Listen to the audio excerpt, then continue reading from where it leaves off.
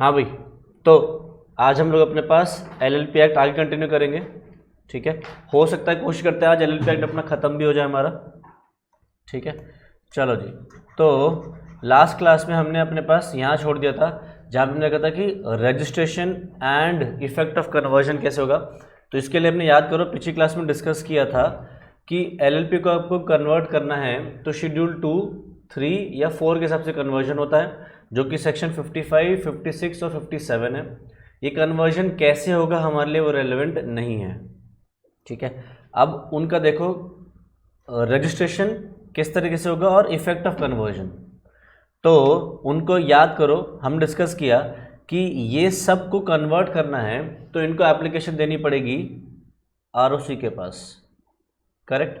तो देखो यहाँ पे भी लिखा है द रजिस्ट्रार, जब आप डॉक्यूमेंट्स दोगे आरओसी को, on satisfying that a firm, private company और an unlisted public company has complied with the provisions of the various schedules, provisions of this act and the rules made thereunder, register the documents, issue a certificate of registration in which such firm as registrar determine, stating that the LLP is on and from the date specified in the certificate registered under this act. तो simply saying, आप चाहे firm हो, private company हो या LLP हो, आपको application देनी पड़ेगी आरओसी के पास ही।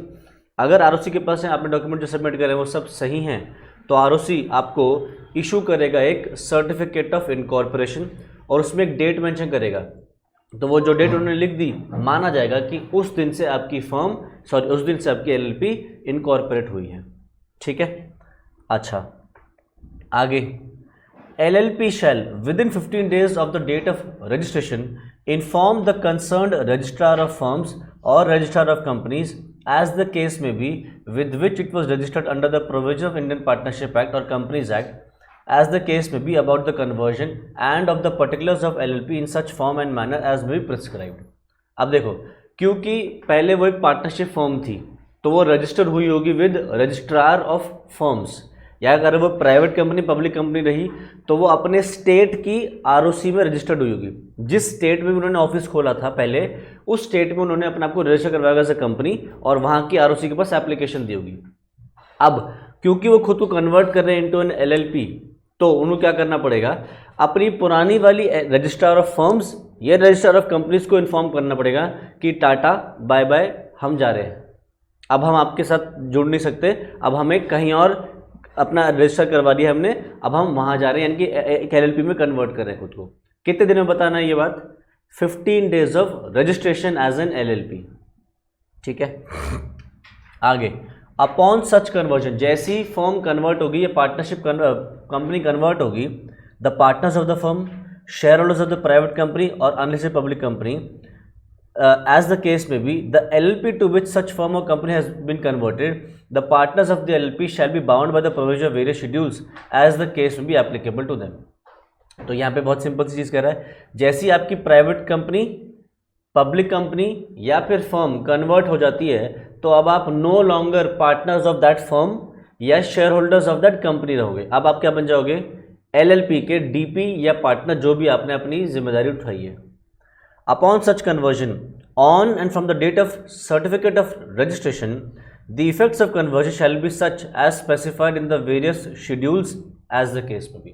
तो सिंपल से क्या कह रहा है, जब आपको सर्टिफिकेट ऑफ रजिस्ट्रेशन मिल जाएगा तो उस तारीख से आपके ऊपर एलएलपी एक्ट और एलएलपी एक्ट के जो रूल्स हैं, वो शेड्यूल्स हैं, वो सब आपके ऊपर अप्लाई होने शुरू हो जाएंगे। ठीक है, effect of registration, notwithstanding anything contained in any other law for the time being in force, on and from the date of conversion or date of registration specified in the certificate of registration, there shall be an LLP by the name specified in the certificate of registration.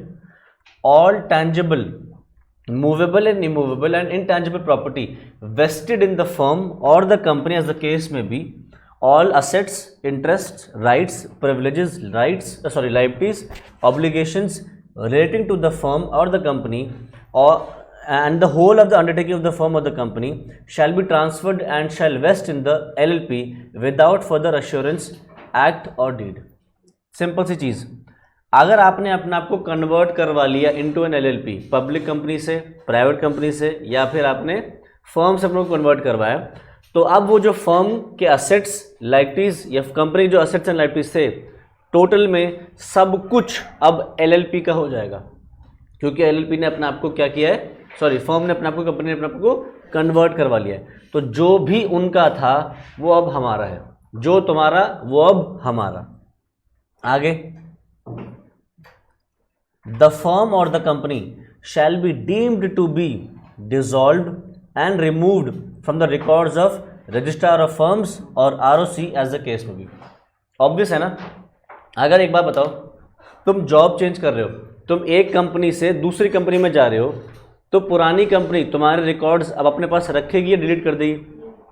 Delete कर देगी। वैसे कुछ कुछ थोड़े बहुत रखे जाते हैं ताकि आइडिया रहे, आगे चल के दोबारा रिज्वाइन करो तो क्या रहता है। बट यहाँ पे क्या होगा, अगर आपने अपने आप को कन्वर्ट करवा लिया तो रजिस्ट्रार ऑफ फर्म्स आपका नाम डिलीट कर देगी, या जिस कंपनी जिसके पास आप रजिस्टर्ड थे एज अ कंपनी, आरओसी, जिस आरओसी के पास रजिस्टर्ड थे, उस आरओसी के पास भी आपका नाम रिमूव कर दिया जाएगा और अब आप रजिस्ट्रार ऑफ एलएलपी के पास रजिस्टर हो जाओगे अपने। आगे नेक्स्ट आ रहा है वाइंडिंग अप एंड डिसोल्यूशन। तो चलो अब तक तो हमने एलएलपी कैसे खोलनी है, कैसे कन्वर्ट करनी बातें कर ली, अब कैसे बंद करनी है, वाइंडिंग अप एंड डिसोल्यूशन। ठीक है, तो देखो वाइंडिंग अप और डिसोल्यूशन में हल्का हल्का फर्क होता है। किसी को आइडिया क्या होता है? हाँ जी,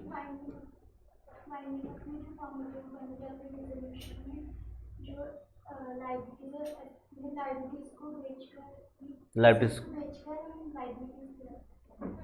जब डिसोल्यूशन की बात आती है तो डिसोल्यूशन में आप असेट्स बेचते हो और लाइबिलिटीज को पे ऑफ कर देते हो। ठीक है, वाइंडिंग अप में क्या होता है, आप एलएलपी का जो बॉडी कॉर्पोरेट का स्टेटस है वो स्टेटस खत्म कर देते हो। तो ऐसे समझो, जैसे कोई इंसान जब मर जाता है तो हिंदू कल्चर में क्या करते हैं, पहले वो मर जाता है तो उसकी बॉडी खत्म, उसके बाद उसको जला देते हैं। तो ऐसे समझो कि जब मर गई कंपनी तो वो क्या हुई, डिसोल्यूशन हुआ, उसके एसेट्स बेच दिए और लाइबिलिटीज पे ऑफ कर दिए, बट अभी भी शरीर बच रहा है। शरीर मतलब कंपनी का जो आइडेंटिटी है ना, एलएलपी की जो अपनी आइडेंटिटी है वो भी जिंदा है, कहीं ना कहीं है, बॉडी है उसकी भी। अब उस बॉडी को भी अगर खत्म कर दो, जला दो, तो वो है उसका वाइंडिंग अप। ठीक है, तो वाइंडिंग अप में क्या होगा, रजिस्ट्रार ऑफ एलएलपी के पास जो एलएलपी का नाम रजिस्टर्ड है उसको भी रिमूव कर दिया जाए। ठीक है, तो winding up of an LLP may be either voluntary or by the tribunal and the LLP so wound up may be dissolved. तो आप कंपनी एलएलपी को या तो अपनी इच्छा से बंद कर सकते हो वॉलंटरीली, या एनसीएलटी को अगर लगता है कि आपको बंद करना है तो एनसीएलटी आपको बंद कर देगा। ठीक है, तो an LLP may be wound up by the tribunal. Tribunal मतलब एनसीएलटी, फुल फॉर्म पता है एनसीएलटी का? कुछ तो होता है, लिखवाया हुआ है मैंने कंपनीज एक्ट में, बट हमें थोड़ी याद होता है। ये तो आप याद रखो और आप टाइम टू टाइम हमें याद दिलाओ, आप तो इसीलिए बैठे हो, हम थोड़ी बैठे याद करने के लिए। एनसीएलटी क्या था?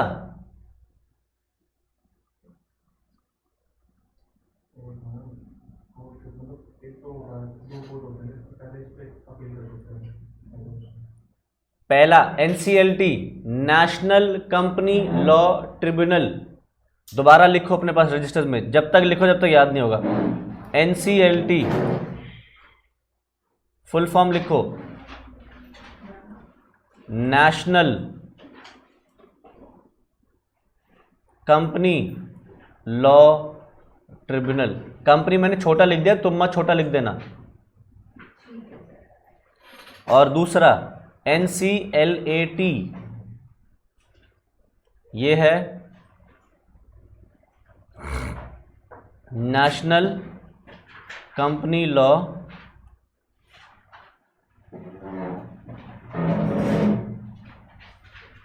Appellate tribunal.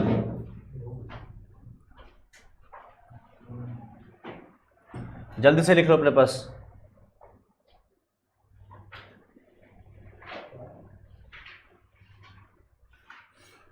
तो देखो होता क्या है, अगर आपको कोई प्रॉब्लम है, कंपनी को कोई प्रॉब्लम है या किसी को कंपनी से प्रॉब्लम है या एनसीएलटी को ही प्रॉब्लम है, तो वो पहले केस यहाँ चलेगा, एनसीएलटी में चलेगा। फिर एनसीएलटी दोनों पक्षों की बातें सुनेगा, दोनों साइड्स की बातें सुनेगा, जिसके भी फेवर में उसको डिसीजन देना है डिसीजन दे सकता है। दूसरा इंसान अगर एनसीएलटी के डिसीजन से खुश नहीं है तो वो अपील फाइल कर सकता है विद एनसीएलएटी। तो इसीलिए इसको अपेलेट बोलते हैं, क्योंकि यहाँ पे आप अपील फाइल करते हो against the order of NCLT. तुमने सुना होगा जैसे कि आज इंडिया में क्या होता है, अगर आप डिस्ट्रिक्ट कोर्ट के ऑर्डर से खुश नहीं हो तो कहाँ जा सकते हो, हाई कोर्ट के ऑर्डर से खुश नहीं हो तो सुप्रीम कोर्ट, है ना, जा सकते हैं ना। तो क्या कर रहे हैं हम, अपील फाइल कर रहे हैं कि डिस्ट्रिक्ट कोर्ट के ऑर्डर से खुश नहीं है तो अपील फाइल करी इन हाई कोर्ट, हाई कोर्ट के ऑर्डर से खुश नहीं है तो अपील फाइल करी इन सुप्रीम कोर्ट। तो यही चीज़ है, एनसीएलटी के डिसीजन से खुश नहीं है तो अपील फाइल करेंगे विद एनसीएलएटी।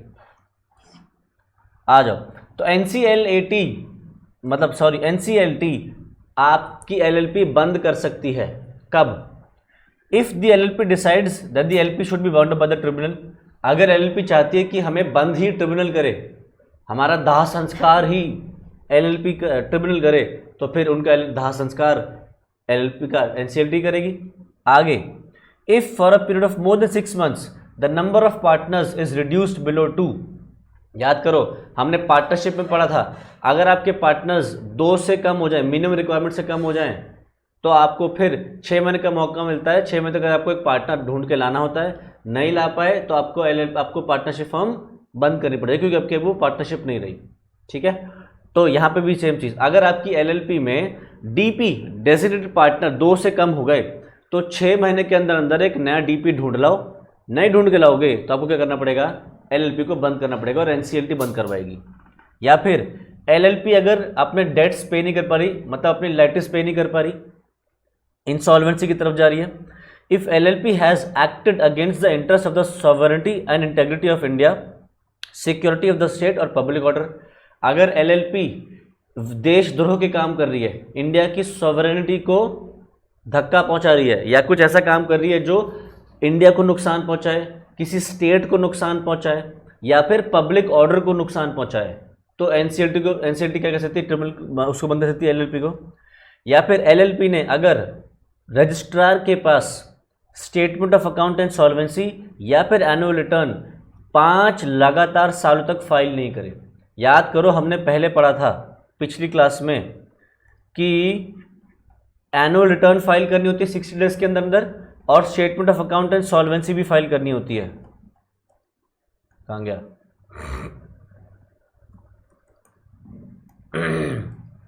आई थिंक यहाँ होगा ये शायद, ये रहा। Statement of account and solvency 6 महीने of the close of financial year, और एनुअल रिटर्न फाइल करना होता है 60 days of the close of financial year ROC के पास। करेक्ट, तो यहाँ पे भी अगर आपने 5 लगातार साल 5 कॉन्जिक्यूटिव ईयर्स लिखा है उन्होंने, तो अगर लगातार 5 साल तक आपने annual return and statement of solvency file नहीं करा है, दोनों में से कोई भी एक चीज़ और लिखा है बीच में, तो आपकी एलएलपी को बंद किया जा सकता है बाय एनसीएलटी। या फिर अगर एनसीएलटी को लगता है कि हाँ भाई बेहतर है कि इसको बंद ही कर दे, किसी भी वजह से उनको लगता है कि एनसीएलटी को किसको बंद करना ही बेटर है एलएलपी को, तो फिर वो उसको बंद कर सकते हैं। तो ये 6 जगह होगी जहाँ पे एलएलपी को बंद किया जा सकता है बाय एनसीएलटी। बट ध्यान रहे इंडिया में जैसे मैंने बताया कि किसी को भी सज़ा देने से पहले उसको अपनी सफाई पेश करने का मौका दिया जाएगा, यानी कि एलएलपी को बंद करने से पहले, डिसॉल्व करने का ऑर्डर देने से पहले, it will be given an opportunity of being heard. ठीक है, अब वाइंडिंग अप के जो रूल्स हैं वो सेक्शन 65 में दिए हैं, और सेंट्रल गवर्नमेंट इन रूल्स को बनाता है। सेक्शन 67A क्या कहता है, establishment of special courts. Central government may for the purpose of providing a speedy trial of offences under this act establish or designate as many special courts as may be necessary for such area or areas as we specified। देखा होगा ना तुमने, India में cases बहुत धीरे धीरे चलते हैं, तो स्पीडी ट्रायल, जल्दी जल्दी में केसेस हों तो सेंट्रल गवर्नमेंट के पास पावर है कि वो स्पेशल कोर्ट बुलवा सकती है। तुमने सुना होगा ना कि इस मुद्दे पे स्पेशल कोर्ट बिठाई गई है हाई कोर्ट में, या स्पेशल कोर्ट बिठाई गई है सुप्रीम कोर्ट में। तो सेम चीज़ है कि अगर सेंट्रल गवर्नमेंट को लगता है कि इस मुद्दे पे जल्दी डिसीजन होना चाहिए, और क्या होना चाहिए, मतलब अलग कोर्ट बैठनी चाहिए, तो फिर सेंट्रल गवर्नमेंट जितनी चाहे स्पेशल कोर्ट्स बैठा सकते हैं। आगे, special court shell consist of, special court में बैठेगा कौन, a single judge holding office as a session judge or additional session judge in case of offences punishable under this act with imprisonment of 3 years or more, and a metropolitan magistrate or a judicial magistrate of the first class in case of other offences who shall be appointed by the central government with the occurrence of the chief justice of high court. तो अगर आपने इस act में, LLP act में कोई गड़बड़ करी है तो जज कौन होगा? सेशंस जज या एडिशनल सेशन जज, और उसके अंदर आपको जो जेल हो सकती है वो 3 साल से ज़्यादा की हो सकती है। किसी और मैटर, कहीं और के मैटर की वजह से केस चल रहा है तो फिर जो जज होगा वो होगा एक मेट्रोपॉलिटन मैजिस्ट्रेट या judicial magistrate of the first class. ठीक है, ये इतना रेलेवेंट नहीं है कि कौन बैठा होगा, बस ये क्योंकि एक्ट में लिखा है तो मैंने एज इट इज डाल दिया। कौन जज बैठेगा वो तो मैं नहीं पूछा जाएगा इतना, ठीक है। बट मेट्रोपॉलिटन मैजिस्ट्रेट या जुडिशियल मैजिस्ट्रेट बैठेगा और उसको सेंट्रल गवर्नमेंट अपॉइंट करेगी along with CGI, chief justice of India के ऑर्डर्स पे उसको बैठाया जाएगा, ठीक है। Provided that until special courts are designated or established under the subsection 1, courts designated as special courts in terms of section 435 of the Companies Act shall be deemed to be the special court for the purposes of trial of offences punishable under this act. तो यहाँ पे क्या कह रहा है? जब तक central government special court नहीं बुलाती, बैठाती अपनी तरफ से, तब तक स्पेशल कोर्ट अगर बुलानी है तो कहाँ से बुलवाओ? सेक्शन 435 ऑफ कंपनीज एक्ट, वहाँ पे जो स्पेशल कोर्ट बिठाई जाती है वही स्पेशल कोर्ट यहाँ पे बैठाई जाएगी। जब सेंट्रल गवर्नमेंट डिसाइड कर लेगी कौन सी स्पेशल कोर्ट एक्चुअली में बैठेगी तो फिर वो मैटर उनकी तरफ ट्रांसफर हो जाएगा, ठीक है, वो वाला जो केस है। आगे, provided further that not with standing anything content in the code of criminal procedure, any offence committed under this act which is tribal bye a special court shall, until a special court is established, be tried by a court of sessions or court of metropolitan magistrate or judicial magistrate of the first class as the case may be, exercising jurisdiction over the area. तो basically वो क्या कह रहा है कि एक code of criminal procedure, इसको तुम सीपीसी भी बोलते हैं, तुमने सुना होगा ना कि आईपीसी की धारा, फिल्म में सुना होगा ना, इंडियन पिनल कोड की धारा के इस सेक्शन, धारा मतलब सेक्शन होता है, के तहत आपको सजाएं मौत दी जाती है, 7 साल की उम्र कैद की सज़ा। तो वो जो आईपीसी है उसके जो कोड है उसको बोलते हैं हम कोड ऑफ क्रिमिनल प्रोसीजर 1973।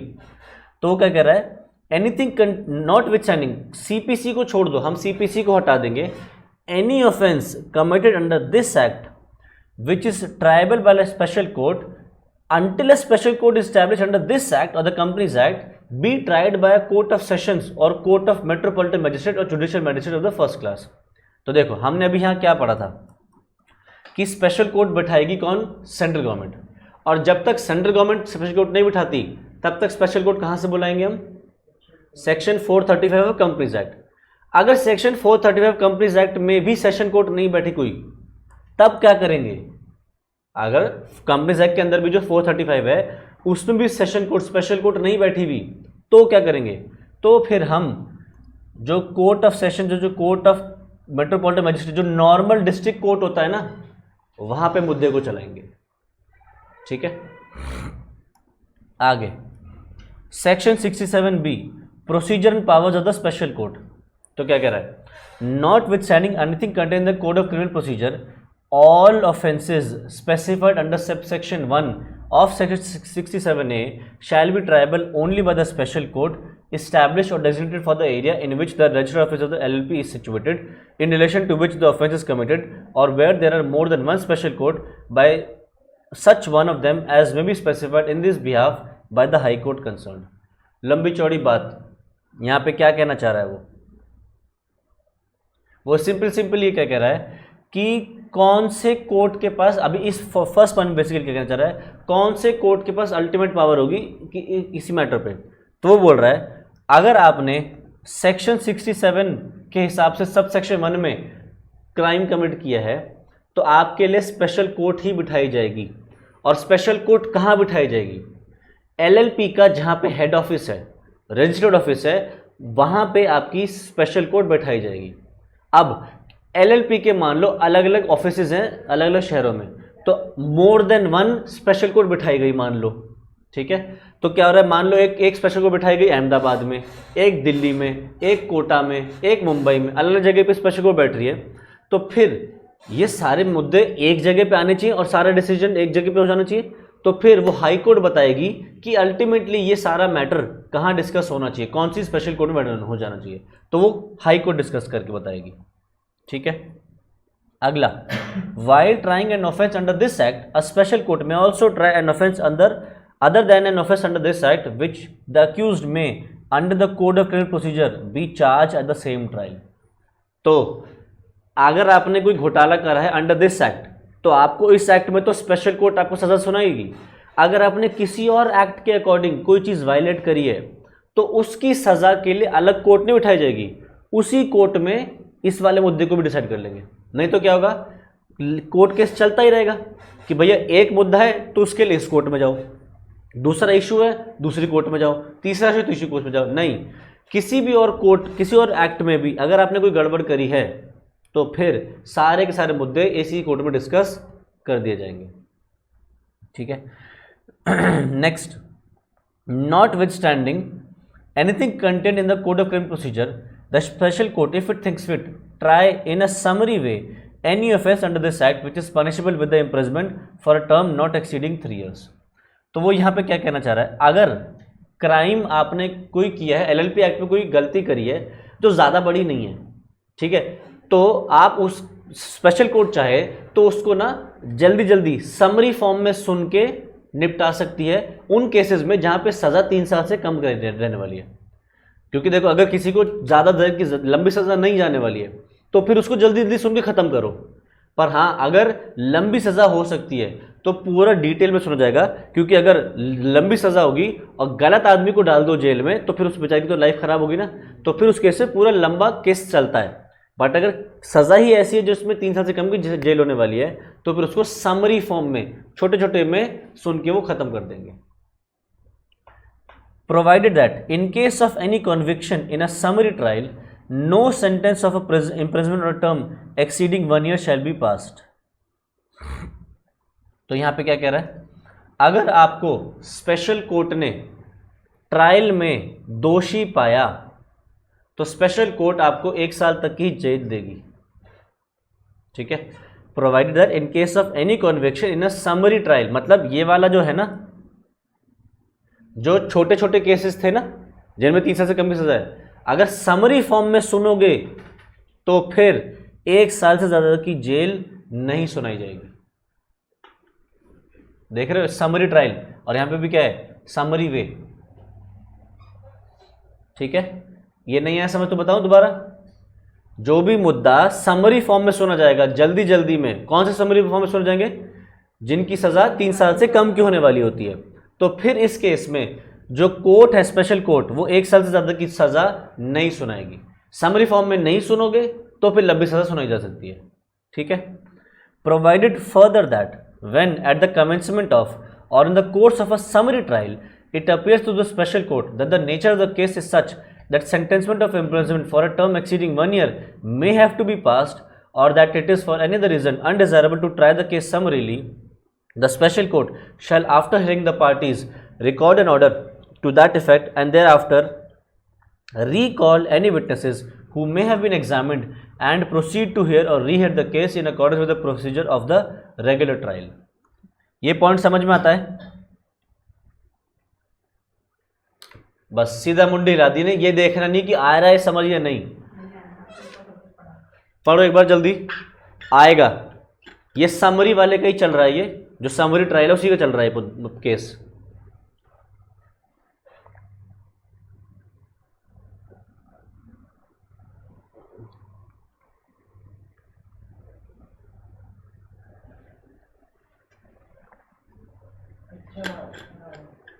क्या समरी ट्रायल के बाद अगर कोर्ट को लगता है कि 1 साल से ज्यादा सजा सुनानी चाहिए तो वो वापस लिया करेंगे और एक रेगुलर ट्रायल की तरह चलाएंगे उसको। बिल्कुल ठीक, कुछ भी नहीं था, नॉर्मल कॉमन सेंस थी, समझना था, बस इंग्लिश को पढ़ के ट्रांसलेट करना था खुद की लैंग्वेज में। अगर स्पेशल कोर्ट को लगता है कि किसी मुद्दे को समरी फॉर्म में सुनना है तो वो समरी फॉर्म में सुनना शुरू करेगी।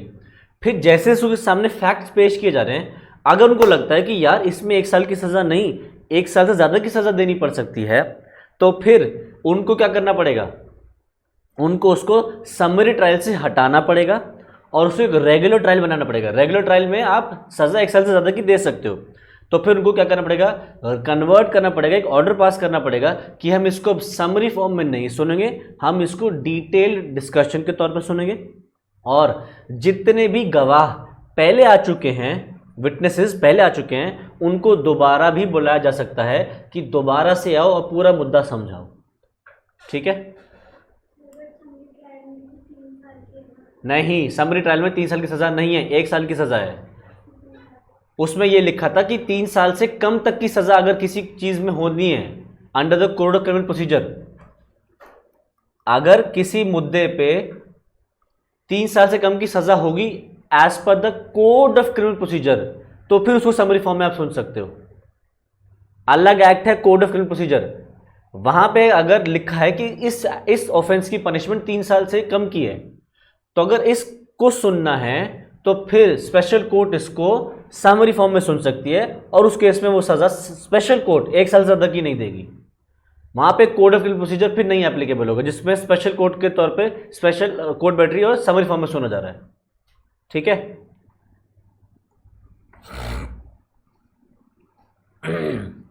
आगे section 67C appeal and revision.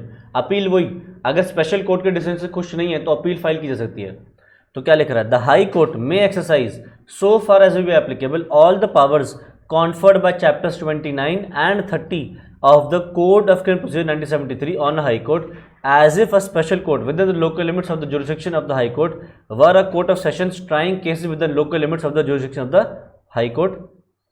तो बेसिकली आप अगर स्पेशल कोर्ट के डिसीजन से खुश नहीं हो तो आप कहाँ जा सकते हो, हाई कोर्ट जा सकते हो, और हाई कोर्ट चैप्टर 29 और 30 में जो उसको पावर्स दी गई हैं इन मैटर्स को अपने पास सुन सकता है।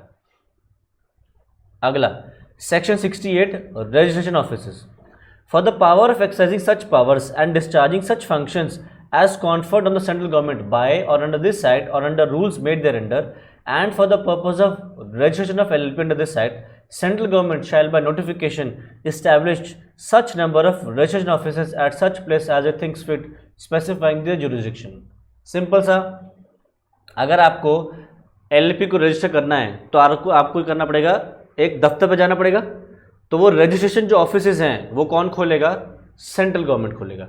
कितनी जगहों पे, जितनी जगह पे उनको ठीक लगता है, और उनकी वो पावर भी डिसाइड करेगा कि इतने एरिया तक की जितनी भी LLPs हैं सबका रजिस्ट्रेशन तुम करोगे। जैसे फॉर एग्जांपल मान लो जैसे नोएडा में हमें कि कह दिया सेक्टर 1 से लेके सेक्टर 100 तक की एक LLP बना दी, 101 से आगे तक की कोई LLP बना दी, रजिस्ट्रार बना दिया, तो वो सेंट्रल गवर्नमेंट डिसाइड करेगी कि कितने रजिस्ट्रेशन के ऑफिस उनको खोलने हैं और कहाँ कहाँ पे खोलने, उनकी क्या क्या पावर्स होंगी, जुरिडिक्शन क्या रहेगी उनकी।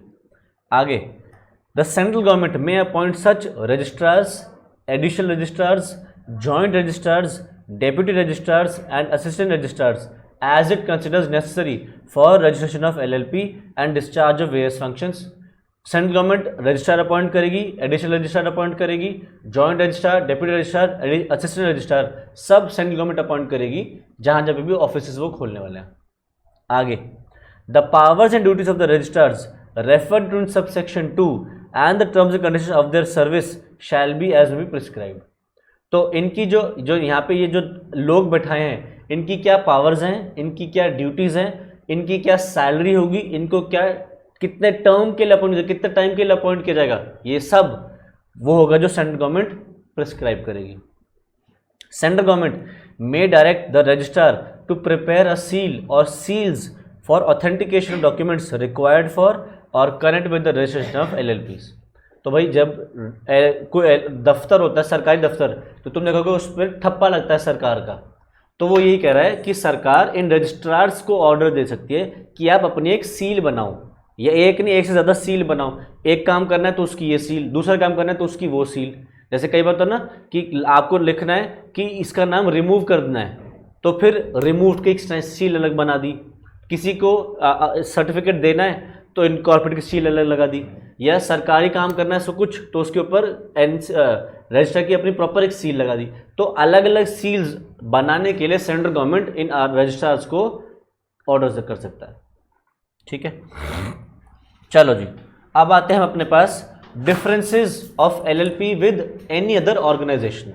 बस अब तो ये खत्म होने वाला है, आ जाओ जल्दी से। डिफरेंसेस में एक लास्ट रह गया हमारा। अब देखते हैं एलएलपी और पार्टनरशिप में फ़र्क क्या है। काफ़ी फ़र्क तो तुम्हें वैसे ही पता है। एलएलपी पे गवर्न होता है एलएलपी एक्ट, पार्टनरशिप पे गवर्न होता है पार्टनरशिप एक्ट। ठीक, एलएलपी में लायबिलिटी लिमिटेड होती है, पार्टनरशिप में अनलिमिटेड होती है। एलएलपी में म्यूचुअल एजेंसी होती है, एलएलपी में म्यूचुअल एजेंसी होती है, एलएलपी में म्यूचुअल एजेंसी नहीं होती, पार्टनरशिप में म्यूचुअल एजेंसी होती है। एलएलपी का क्या अपना सेपरेट लीगल एंटिटी है उसका है, पार्टनरशिप फर्म का नहीं, अपनी खुद की कोई भी सेपरेट लीगल एंटिटी नहीं है। क्या एलएलपी को रजिस्टर करना मैंडेटरी है? कंपनी फर्म को रजिस्टर करना मैंडेटरी है, पार्टनरशिप फर्म को नहीं। पार्टनरशिप डीड होना मैंडेटरी है क्या एलएलपी में? है। एलएलपी में पार्टनरशिप एग्रीमेंट, एलएलपी एग्रीमेंट होना मैंडेटरी है, फर्म में, पार्टनरशिप फर्म में नहीं है, पार्टनरशिप फर्म में नहीं है। नेक्स्ट, एलएलपी को रजिस्टर करना मैंडेटरी है या नहीं? एलएलपी को रजिस्टर करना मैंडेटरी है या नहीं? है। पार्टनरशिप फर्म को नहीं है। ठीक, तो आओ यही सब चीजें हैं। इस पे पार्टनरशिप एक्ट लगता है, सॉरी एलएलपी एक्ट लगता है, इससे पार्टनरशिप एक्ट लगता है। एलएलपी एक बॉडी कॉर्पोरेट है, पार्टनरशिप बॉडी कॉर्पोरेट नहीं है। एलएलपी का सेपरेट लीगल एंटिटी है, उसकी खुद की एक पहचान है, पार्टनरशिप फर्म की कोई पहचान नहीं है। जो पार्टनर्स हैं आइडेंटिटी रखते हैं वो पार्टनरशिप फर्म की आइडेंटिटी होती है। ये कैसे क्रिएट होता है? एक लीगल प्रोसेस से क्रिएट होता है जिसमें आपको रजिस्टर करवाना पड़ता है। पार्टनरशिप तो बिस पार्टनर्स के बीच में अगर अग्रीमेंट हो गया तो क्रिएट हो सकती है, उसके अंदर रजिस्ट्रेशन की जरूरत नहीं है। यहाँ पे registration is mandatory. LLP can sue and be sued in its own name. Registration is voluntary. Only registered partnership firm can sue the third parties. हमने पार्टनरशिप एक्ट में पढ़ा था, अगर आपकी फर्म रजिस्टर्ड नहीं है तो उसके ऊपर 3 डिसएडवांटेजेस होते हैं। क्या क्या?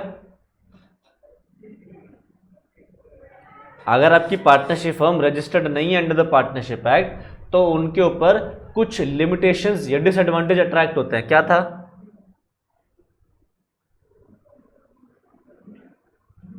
पार्टनरशिप फर्म किसी पे केस नहीं कर सकती आउटसाइडर्स पे, बट आउटसाइडर्स फर्म पे केस कर सकते हैं, पहला। दूसरा, पार्टनर्स एक दूसरे पे केस नहीं कर सकते। और तीसरा, पार्टनर्स आउटसाइडर्स के साथ अमाउंट सेट ऑफ नहीं कर सकते। जैसे मुझे तुम्हें कुछ देना है और तुम मुझे कुछ देना है तो मैं नेट करके तुम्हें दे दूं। पार्टनरशिप फर्म ऐसा नहीं कर सकती अगर वो रजिस्टर्ड नहीं है तो ये तीनों चीजें हमने पार्टनरशिप एक्ट में पढ़ी थी। Next, perpetual succession. एलएलपी को मिलता है परपेचुअल सक्सेशन, मतलब सारे पार्टनर्स मर भी जाएं तब भी एलएलपी जिंदा रहेगी। पर पार्टनरशिप फर्म में अगर एक भी पार्टनर की डेथ हो गई तो फर्म डिसॉल्व हो सकती है।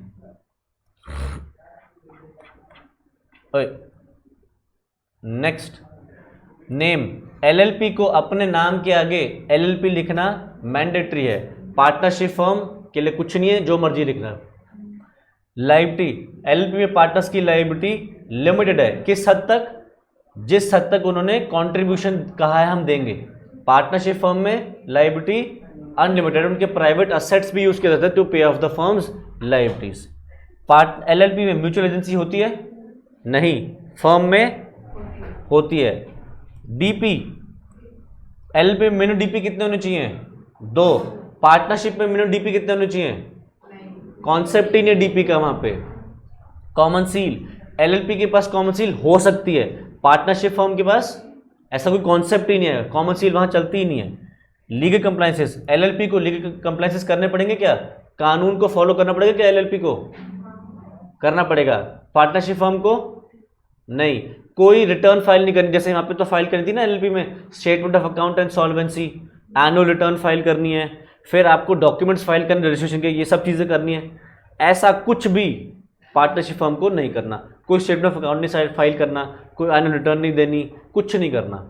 ठीक है, एनुअल फाइलिंग डॉक्यूमेंट देखो, एलएलपी को क्या करना है? Annual statement of accounts statement of solvency, annual return, ये 3 चीज़ें फाइल करनी होती हैं। पार्टनरशिप फर्म को कुछ नहीं करना होता। फॉरेन पार्टनरशिप, एलएलपी के अंडर आप एक फॉरेन एलएलपी को भी पार्टनर बना सकते हो। Foreign nationals can become partner, यहाँ तक कि फॉरेन एलएलपी भी इस एलएलपी में डीपी बन सकती है, but foreign nationals cannot become a partner in a partnership firm. और लास्ट, एलएलपी में माइनर को पार्टनर नहीं कर सकते, भले ही सबसे पूछ लो।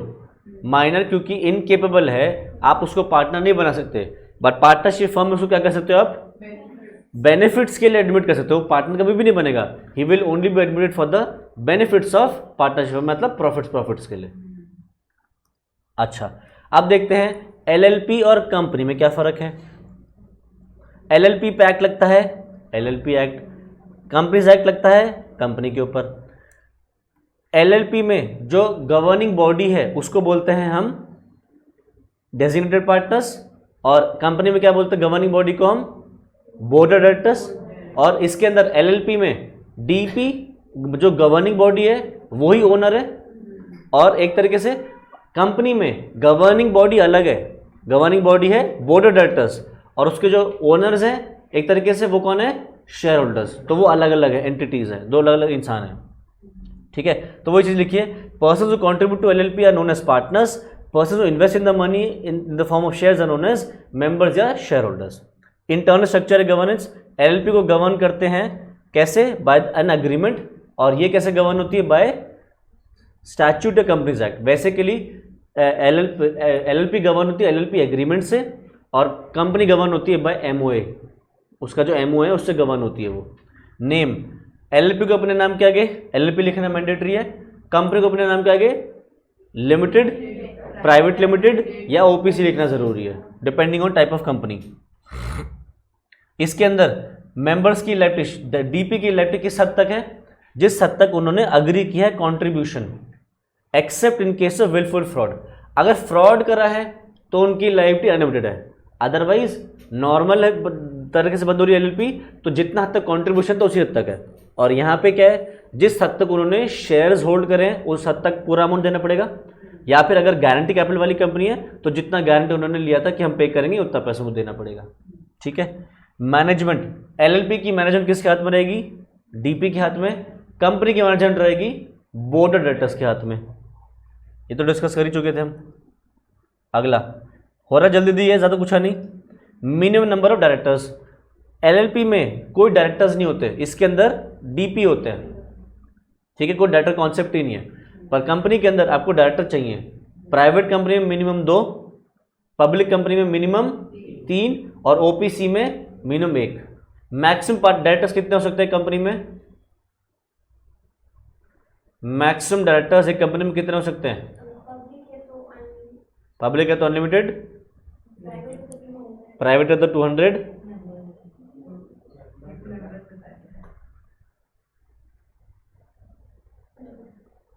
डायरेक्टर्स मैक्सिमम कितने हो सकते हैं? 15। किसी के लिए भी, किसी भी कंपनी में मैक्सिमम डायरेक्टर्स 15 हो सकते हैं, नॉट मोर देन दैट। आगे नंबर ऑफ पार्टनर्स, तो इसमें मिनिमम 2 होते हैं और मैक्सिमम डीपी कितने भी हो सकते हैं, कोई ज़रूरी नहीं है। और मेंबर्स इंडिविजुअल भी हो सकते हैं, बॉडी कॉर्पोरेट भी हो सकते हैं through their nominees. Limited company में मिनिमम मैक्सिमम पता है हमें, प्राइवेट कंपनी में मिनिमम मेंबर्स कितने होने चाहिए और मैक्सिमम? मिनिमम 2, मैक्सिमम 3, है ना? 7। देखो